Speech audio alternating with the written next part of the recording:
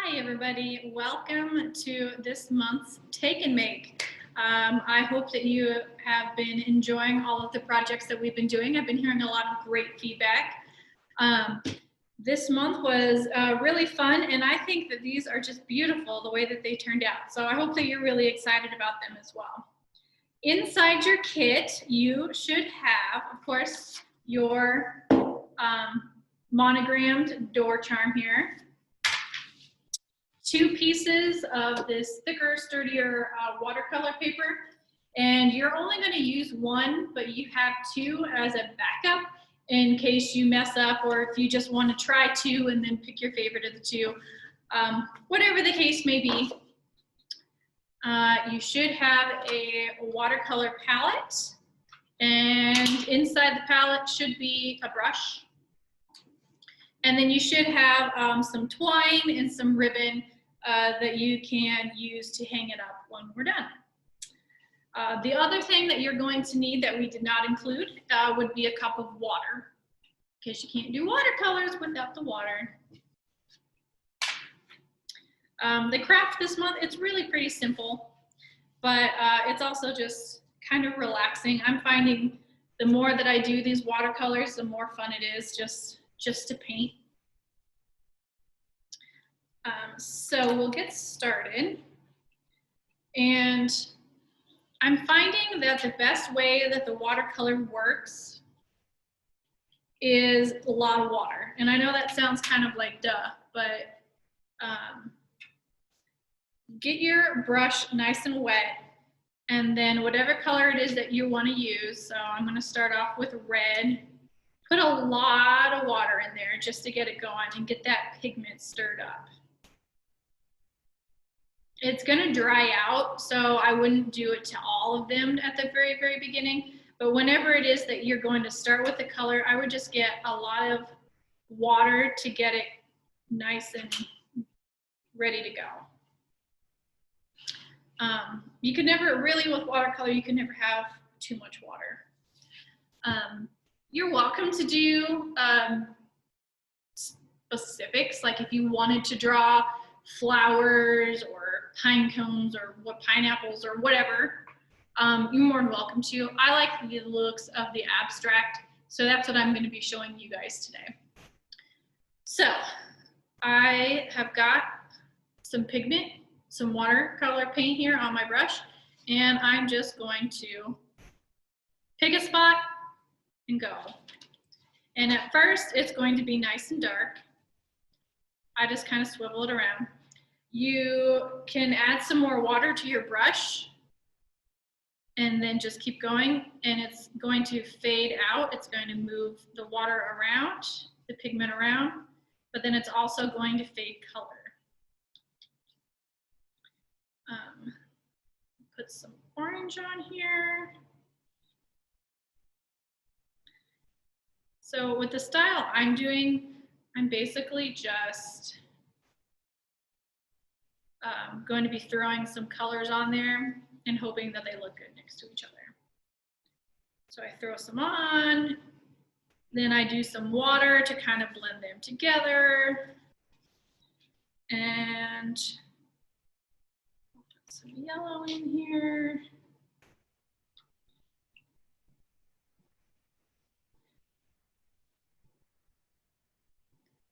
And then you're just going to do this all over your page. I like my cool colors, so I'm going to start adding some blue just over here. Your sets are a little bit different than mine, so your colors might not be as vibrant. They might be more vibrant. I'm not sure.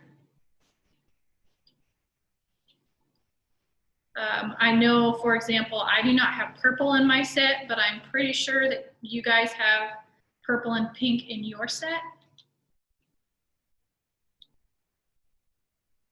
I've got this nice, pretty bright blue, and then like a darker blue, which I think was maybe supposed to be purple, but it's definitely not.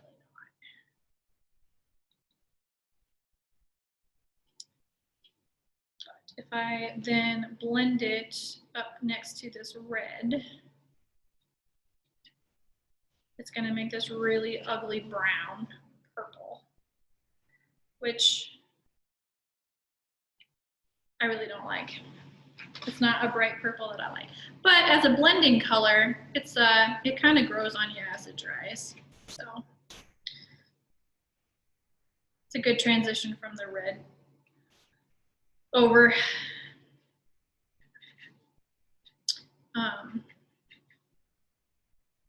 The other thing that I've kind of learned as I've been doing these is to use like the fat side of the brush and really get a lot of surface area in there.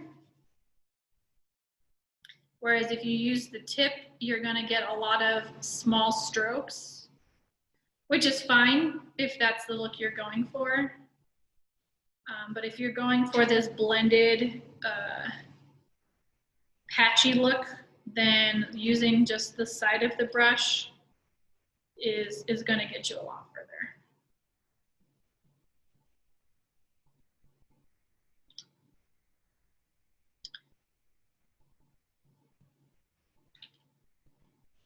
I'm really happy that you guys have been interested in our classes that we've been doing. I'm not sure when we're going to be returning to in-person classes at this point, but hopefully we will. It just all kind of depends on how the next couple months go with cases and that kind of a thing. But we have we're going back to doing 2 a month.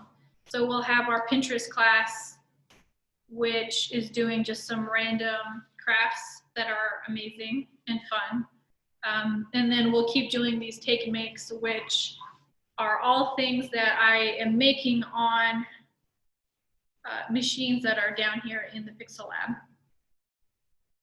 So like these were made using the laser cutter, and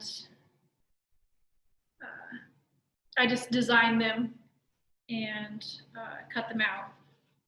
And then the watercolor just kind of goes with it.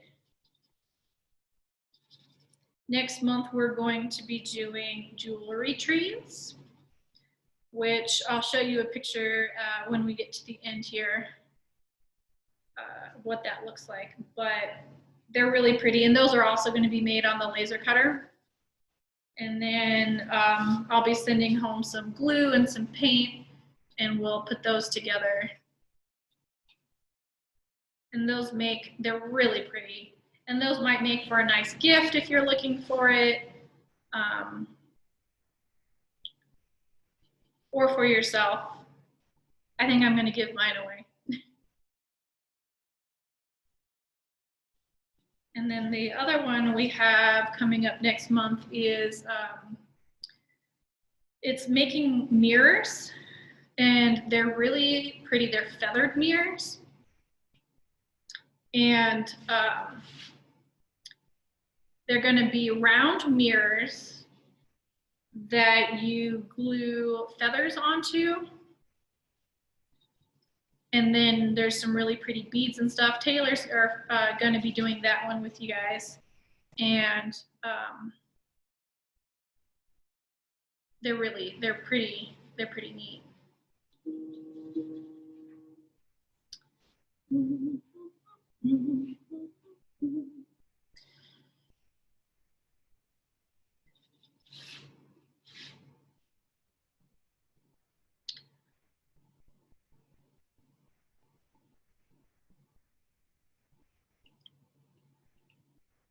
I am pretty new to the watercolor business, so every time I do it, I try something a little bit different.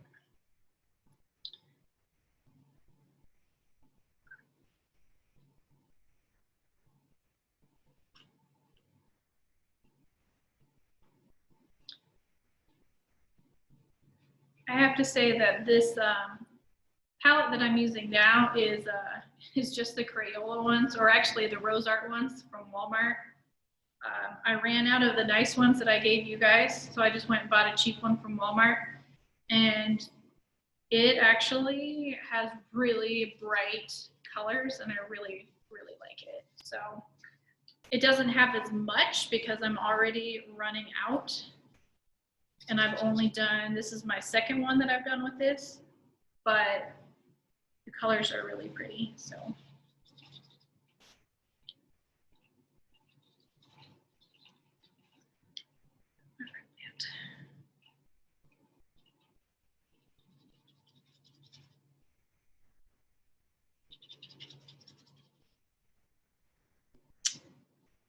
And you don't have to do all of the colors. If you just want to do blue and green, or blue and purple, or red, your warm colors, whatever it is that you want to do, you do you. They're all going to look amazing behind the cutout. Oh, let's maybe do some more orange.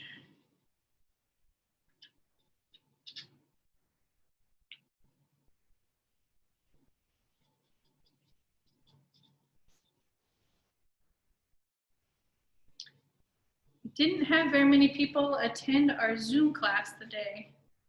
So I don't know if you guys are just busy, or if you are having fun just doing these at home with your friends. No matter what, I'm just glad that you guys are enjoying these crafts.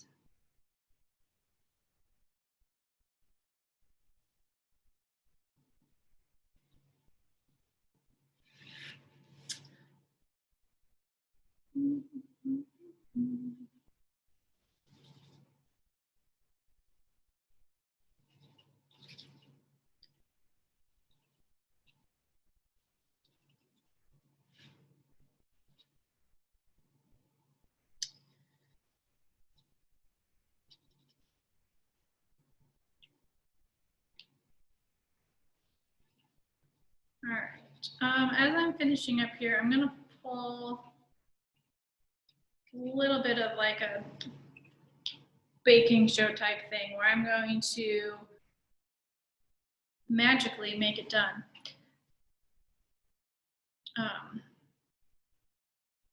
What you're gonna do when you're done is you're gonna set these aside to dry, because they're gonna drip. They do dry fairly fast, but they are gonna drip and stuff. So here's what mine looks like now that it's done. And I'm going to set it aside to dry.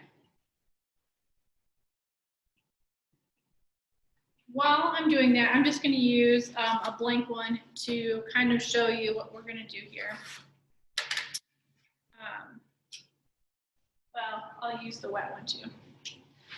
So I skipped a step at the very beginning. You can do it at the beginning or the end.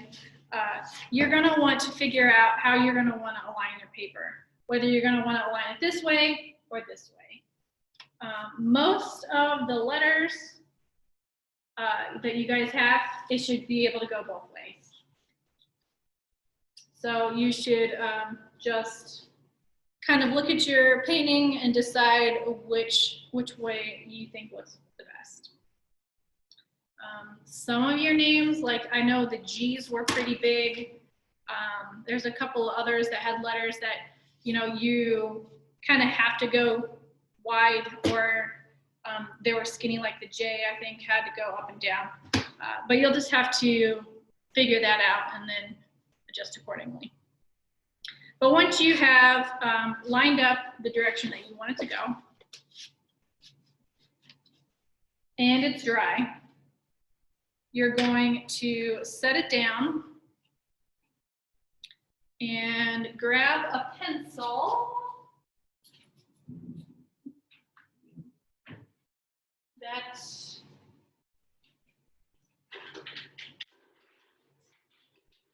you have lying around, pencil, pen, whatever, and you're just going to trace it .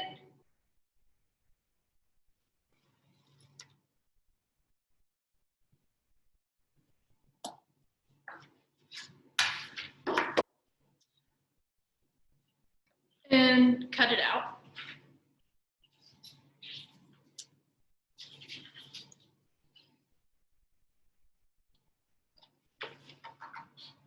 Doesn't have to be super exact because for the most part, your letters aren't going all the way to the edge of the door thing here.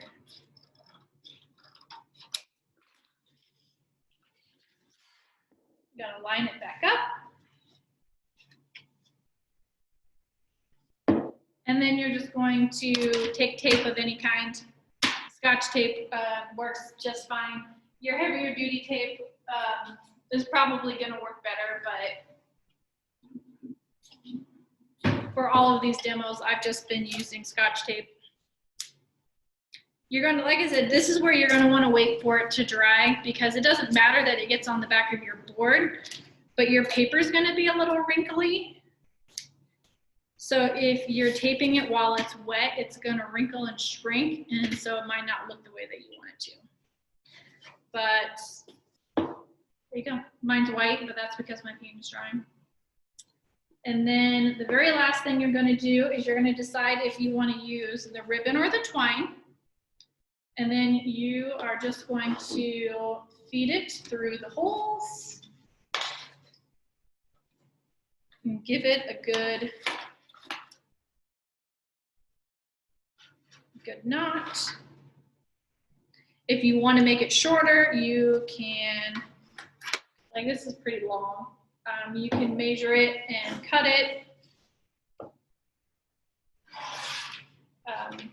I tried to give you guys plenty so that way it's a lot easier to cut it when it's too long than to try to stretch it and make it longer if it's too short. I'm just going to cut off the excess.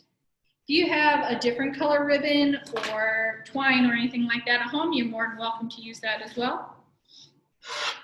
But there we go. Now you guys are all done.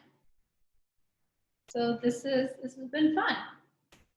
I would really love to see all of your designs, just to know that you are doing the projects and that our supplies are going to good use. And plus, I'm just curious. I like to see what you guys make. Everybody's pieces turn out a little bit different, and I love to see how everybody does their creativity. So I've been having people send me in pictures of their frames and mirrors and other past projects, and it's a lot of fun. At some point, I might put them on Facebook, but even if I do, I wouldn't put names on it. So there's that. But I just like to see them, and I like to show off to my boss and say, hey, look what we're doing. It's great. Everybody's having fun. So before I go, this is just a little bit of a preview of the jewelry tree. It's going to look a little bit different than this because it's going to be bigger and it's going to have a base and there might be some other things. But this is the general idea of what it's going to look like. So if you haven't registered for that, you're going to want to get registered because I think these spots are going to fill up pretty quickly. So. Okay, thank you guys for joining. As always, I hope you had a great time. Enjoy the rest of your day, your week, whatever, and we'll see you next time. Bye.